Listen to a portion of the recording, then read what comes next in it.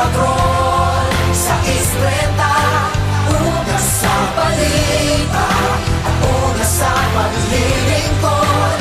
DZMM Radyo Patrol sa Istreta, saan man sa mundo, una ka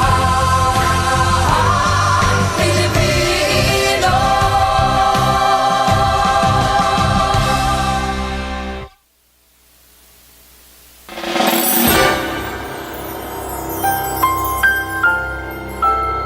Sa nakalipas na 24 na oras ay sumahimpapawid ang DZMM Radyo Patrol sa Istrenta.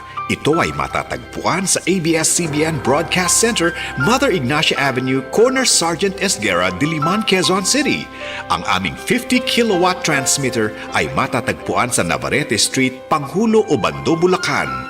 Ito ay nasa ilalim ng pagmamay-ari at pamamahala ng ABS-CBN Corporation na may permit bilang BSD 0050-2016 REN. Ang Technical Division ay pinamumunuan ni Engineer Erwin Malimban.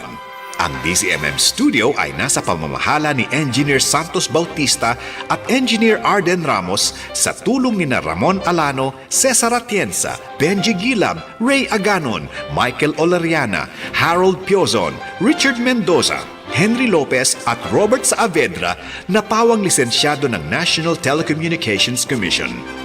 Ang DZMM transmitter ay pinamumunuan ni Engineer Bernardo Acosta, PECE number 864, Engineer Jose Rizalde Umipig, PECE number 794, at Engineer Melvin Acosta, PECE number 407, sa tulong ni Michael De La Cruz, Ronald Parumog, Noli Reforma, Ferjun Mina at Jonathan Baldo na pawang lisensyado ng National Telecommunications Commission. Mga kababayan, ang pambansang awit ng Pilipinas. Bayang magiliw, pero sa silanganan, halab ng puso, sa dibdib mo'y buhay. Lupang hinihang, nguyang ka ng magiting, sa manlulukin, di ka masisiin, sa dagat at bundok, sa siway at sa langit mong buwang, may dinagang tula at awit sa paglayang minamahal, ang isang ng